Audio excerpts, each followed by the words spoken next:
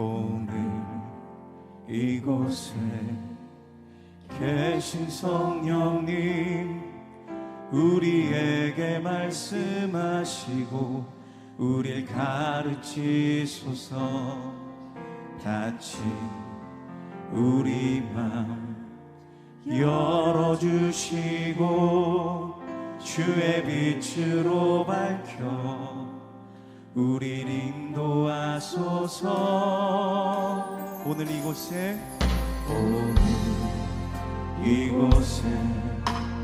계신 성령님, 우리에게 말씀하시고 우릴 가르치소서. 같이 우리 맘 열어주시고 주의 빛으로 밝혀 우릴 인도하소서.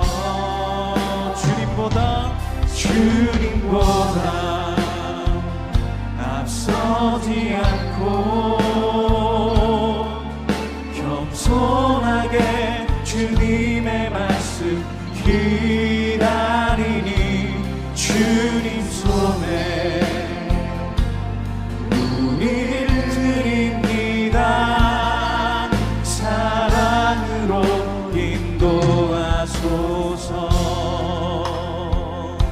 아멘. 그때 베드로가 사방으로 두루 다니다가 룻다에 사는 성도들에게도 내려갔더니 거기서 에니아라 하는 사람을 만나매 그는 중풍병으로 침상 위에 누운 지 8해라. 베드로가 이르되, 에니야야, 예수 그리스도께서 너를 낫게 하시니 일어나 내 자리를 정돈하라. 한데 곧 일어나니 룻다와 사론에 사는 사람들이 다 그를 보고 주께로 돌아오니라. 욥바에 다비다라 하는 여제자가 있으니 그 이름을 번역하면 도르가라. 선행과 구제하는 일이 심히 많더니 그때 병들어 죽음의 시체를 씻어 다락에 누이니라. 룻다가 욥바에서 가까운지라. 제자들이 베드로가 거기 있음을 듣고 2 사람을 보내어 지체 말고 와달라고 간청하여 베드로가 일어나 그들과 함께 가서 이르매 그들이 데리고 다락방에 올라가니 모든 과부가 베드로 곁에 서서 울며 도르가가 그들과 함께 있을 때에 지은 속옷과 겉옷을 다 내보이거늘 베드로가 사람을 다 내보내고 무릎을 꿇고 기도하고 돌이켜 시체를 향하여 이르되, 다비다야, 일어나라. 그가 눈을 떠 베드로를 보고 일어나 앉는지라. 베드로가 손을 내밀어 일으키고 성도들과 과부들을 불러들여 그가 살아난 것을 보이니 온 요빠 사람이 알고 많은 사람이 주를 믿더라. 베드로가 요빠에 여러 날 있어 시몬이라 하는 무두장이의 집에서 머무니라. 오늘 예배 자리에 나오신 모든 성도님들을 주님의 이름으로 환영하고 축복합니다. 오늘 사도행전 9장 32절부터 43절 말씀을 통해 하나님의 젓가락이라는 제목으로 하나님이 주시는 말씀의 은혜를 함께 나누길 원합니다. 김동호 목사님이라는 분이 계십니다. 목사님께서 하신 이야기 중에 제가 참 인상 깊게 들었던 이야기가 있었습니다. 목사님께서 영락교회 부목사로 섬기셨을 때 있었던 일이었다고 합니다. 83년도에 교구 사역을 할 때는 주로 신방을 엄청 많이 하셨다고 합니다. 그 당시에는 신방할 때 구역 식구 중에 한 명이 점심을 대접하였습니다. 물론 지금은 식당 가서 먹으면 되지만 당시에는 식당에서 점심을 먹게 되면 정성이 담기지 않았다고 생각해서인지 꼭 집에서 식사 준비를 해 주셨다고 합니다. 어느 날 식사를 준비하기로 한 권사님께서 목사님 사모님에게 전화를 하셨습니다. 제가 목사님 점심하기로 했는데 목사님 좋아하는 거 해드리고 싶어요. 사실 그때 좋아하는 메뉴를 이야기하면 가는 곳마다 그 메뉴만 준비해 주시기 때문에 목사님의 사모님께서는 지혜롭게 이렇게 답하셨다고 합니다. 우리 목사님은 아무거나 다 잘 먹습니다. 그냥 정성껏 준비해 주시면 됩니다. 그랬더니 그분이 알아서 식사를 준비해 주셨는데 그날따라 어느 한 음식이 목사님의 입맛에 잘 맞았습니다. 목사님도 모르게 계속 그 음식에 손이 가게 되었습니다. 그런데 놀라운 일이 그 다음부터 벌어졌습니다. 목사님이 그 다음 날도 계속해서 신방을 하러 다니시는데 매번 그 음식이 따라다녔다는 것입니다. 이 집도 그 음식이 나오고 그 다음 날 다음 집도 그 음식이 나오더라는 것입니다. 그래서 목사님이 어느 집에 신방 갔을 때 권사님 한 분에게 이렇게 물어보셨답니다. 이 음식이 저를 계속 따라다니네요. 그러자 권사님이 뭐라고 말씀해 주셨냐면 저도 사모님께 전화 드렸더니 안 가르쳐 주더라고요. 그래서 어제 점심에 주신 권사님에게 전화를 했지요. 뭐라고 전화하셨어요? 목사님 젓가락이 어디로 많이 갔습니까? 그 질문에 대한 답을 듣고 그때부터 권사님이 그 음식에 대한 레시피를 그대로 받아서 음식을 준비하셨다는 것입니다. 그 음식이 전수되기 시작한 것입니다. 그때 목사님이 너무 감동하셨다고 합니다. 겨우 33살 젊은 목사를 위해 젓가락이 어딜 많이 가느냐 물어보고 레시피를 받아서 연습해서 음식을 준비해 주신 분들의 마음과 정성이 얼마나 귀한지 너무 감사한 마음이 들었다고 하십니다. 그러면서 그때 목사님이 목회를 배우셨다고 합니다. 목회를 이 마음으로 해야겠다. 그것이 바로 하나님의 젓가락이었다고 하십니다. 하나님의 젓가락이 어디로 많이 가는지를 보고 그대로 하면 되겠다고 생각했고 그렇게 목회를 하셨다고 하셨습니다. 하나님을 사랑하기 때문에 하나님이 좋아하시는 것이라면 하나님의 젓가락이 어디로 가는지를 잘 보고 그대로 하면 되겠다고 결단하셨고 평생 그 마음으로 목회를 하셨다는 것입니다.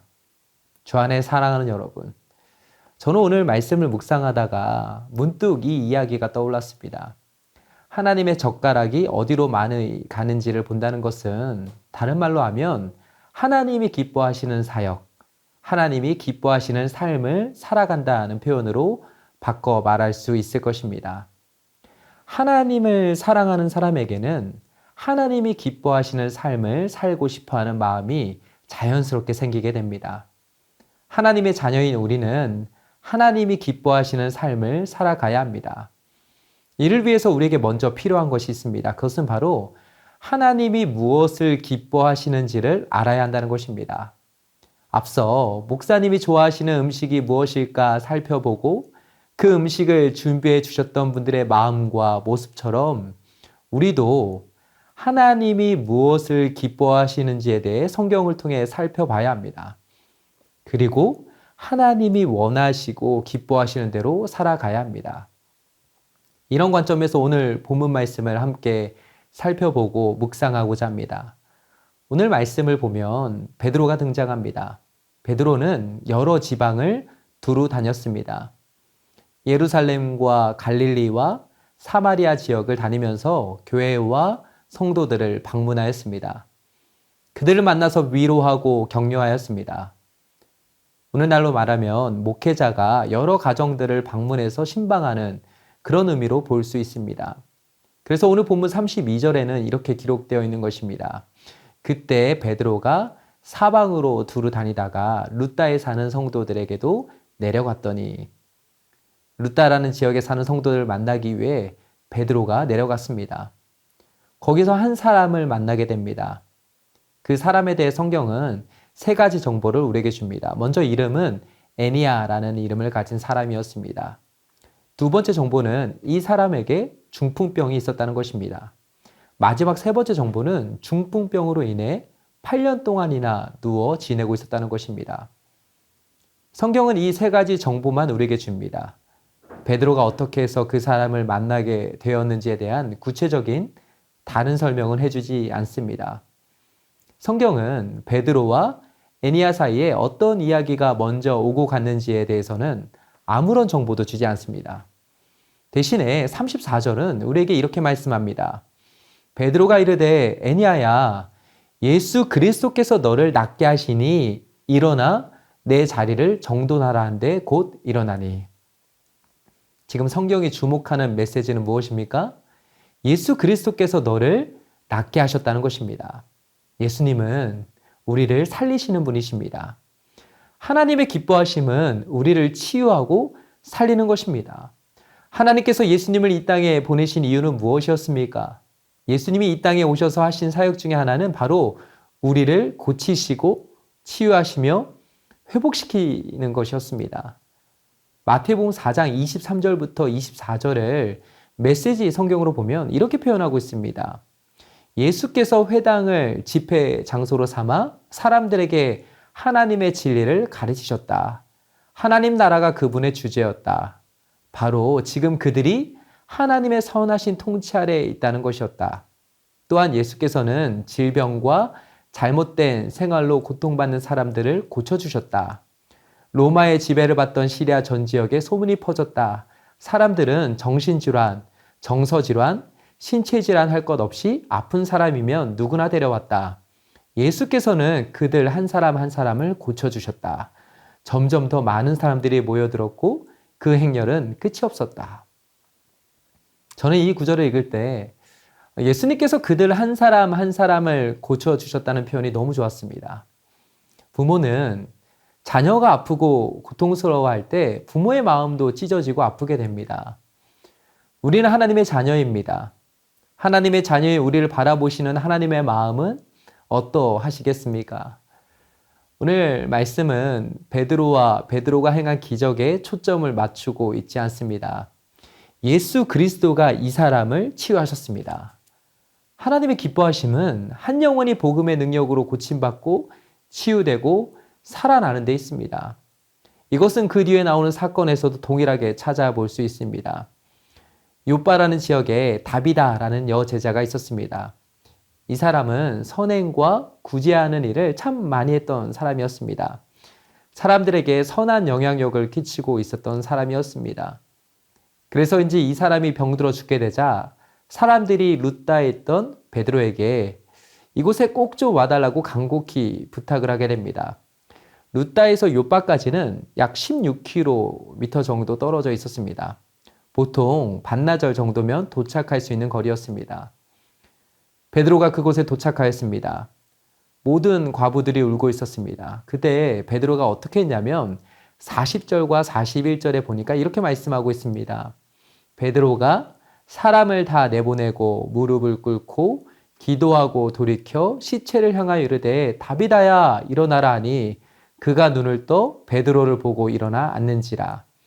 베드로가 손을 내밀어 일으키고 성도들과 과부들을 불러들여 그가 살아난 것을 보이니 죽었던 다비다가 살아나게 되었습니다. 근데 이 장면을 가만히 보면 어디서 본 듯한 모습이 여기에 나와 있습니다. 지금 베드로가 다비다를 향해 다비다야 일어나라 라고 명령하고 있습니다. 이것은 마가복음 5장 41절에서 죽었던 야이로의 딸을 향해 예수님이 하신 모습과 아주 비슷합니다. 마가복음 5장 41절에 보면 이렇게 기록되어 있습니다. 그 아이의 손을 잡고 이르시되 달리다고 마시니 번역하면 곧 내가 내게 말하노니 소녀야 일어나라 하심이라. 우리는 여기에서도 볼 수 있습니다. 무엇을 볼 수 있냐면 예수님이 다비다를 살리셨다는 것입니다. 예수 그리스도가 낫게 하셨고 예수 그리스도가 죽은 자를 다시 살려주셨다는 것입니다. 그러면서 이 두 가지 사건 이후에 나타난 결과에 대해 성경은 이렇게 말씀합니다. 먼저 애니아가 고침받고 난 이후에 어떤 일이 나타나는지에 대해 35절은 이렇게 기록되어 있습니다. 룻다와 사론에 사는 사람들이 다 그를 보고 주께로 돌아오니라. 한 영혼만 살아난 것이 아니었습니다. 그 사람을 통해 많은 사람들이 주님께로 돌아왔습니다. 이것은 다비다가 살아났을 때도 마찬가지였습니다. 42절에 보면 이렇게 말씀합니다. 온 요빠 사람이 알고 많은 사람이 주를 믿더라. 요빠에서도 한 사람이 살아나는 기적으로만 이 사건은 끝나지 않았습니다. 많은 사람들이 주님께로 돌아와서 주님을 믿고 영접하게 되었습니다. 저 안에 사랑하는 여러분, 누가복음 15장에 보면 우리가 잘 아는 세 가지 비유가 나옵니다. 그 세 가지 비유에서 공통점은 바로 잃어버린 것을 찾았다는 데 있습니다. 잃은 양을 찾았고, 잃은 드라크마를 찾았고, 잃은 아들을 찾았습니다. 그리고 그렇게 잃은 것을 찾은 그곳에는 기쁨이 있었습니다. 누가복음 15장 10절에 보면 이렇게 말씀합니다.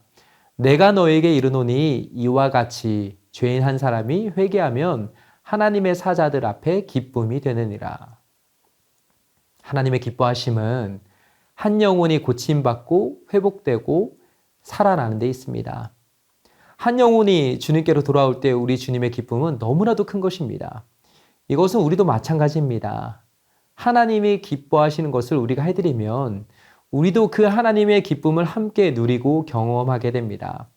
하나님이 좋아하시면 우리도 즐겁고 행복하게 되는 것입니다. 저와 여러분 어떠합니까? 우리는 하나님의 마음을 품어야 합니다. 하나님의 기쁨이 나의 기쁨이 되어야 합니다. 하나님이 기뻐하시는 것이 무엇인지를 알고 그것을 해드려야 합니다. 상대방은 싫어하는데 내가 좋아하는 것이니까 그 사람도 당연히 좋아할 것이라고 생각해서는 안 됩니다. 하나님은 한 영혼이 하나님께로 돌아오는 것을 너무나도 기뻐하십니다. 하나님은 이 땅에서 죄로 인해 고통받고 아파하는 영혼들이 복음 안에서 치유되고 회복되고 살아나는 것을 기뻐하십니다. 그렇기 때문에 우리가 해야 할 일들 중에 하나는 바로 하나님이 기뻐하시는 영혼을 살리고 치유하고 구원하는 이 일에 우리가 동참해야 하는 것입니다. 이제 말씀 맺겠습니다. 예전에 낭만 닥터 김사부라는 드라마가 있었습니다. 이 드라마를 보면 주옥과도 같은 명대사들이 많이 나왔습니다. 그 중에 이런 대사가 있었습니다. 김사부라는 의사가 이런 이야기를 합니다. 내 구역에서는 오로지 하나밖에 없어. 살린다. 무슨 일이 있어도 살린다. 이것은 예수님의 제자인 우리도 마찬가지입니다. 하나님은 우리를 살리기 위해 예수님을 이 땅에 보내주셨습니다. 예수님이 십자가에 고난당하시고 죽으시고 부활하신 이유는 다른 게 아니었습니다. 우리를 살리기 위해서였습니다. 우리에게 생명을 주실 뿐만 아니라 그 생명을 더 풍성히 얻게 하시려고 예수님이 이 땅에 오셨습니다. 그렇기 때문에 하나님이 기뻐하시는 우리의 사명도 여기에 있습니다. 살리는 것입니다. 영혼이 주님 안에서 다시 치유되고 일어나고 회복되기까지 우리의 사명은 멈춰서는 안 됩니다. 무슨 일이 있어도 복음 안에서 그 영혼을 살리는 그날까지 우리의 사명은 계속되어야 합니다.